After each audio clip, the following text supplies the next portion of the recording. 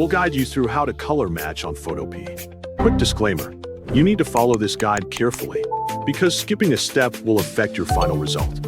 If this guide helpful, don't forget to like and subscribe. First, access your favorite browser and double-click its icon to open it. Once the browser launches, click on the address bar, type Photopea, and press enter on your keyboard to search for the website.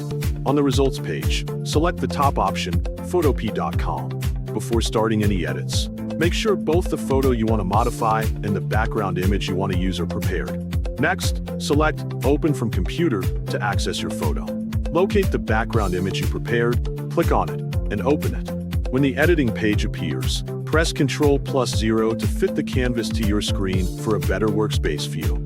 After that, go to the File menu option and select Open and Place to insert the image you want to match with the background. Double-click the image to open it in Photopea. Resize and reposition the photo until it fits naturally within the background. Before continuing, there are a few important things to note. Open the Adobe Color website and click on Extract Color Gradient. Upload your background image so the website can analyze its colors. Carefully note the position and color code of each color point in the extracted gradient.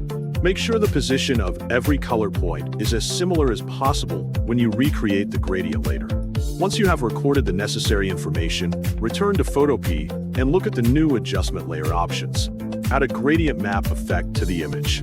Open the gradient color box and copy the colors and positions you noted from Adobe Color.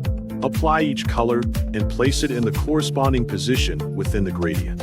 When the gradient is complete, change the blending mode to soft light so the colors blend more naturally with the photo. Then, right-click on the gradient map layer and select Clipping Mask so the effect applies only to the intended image layer.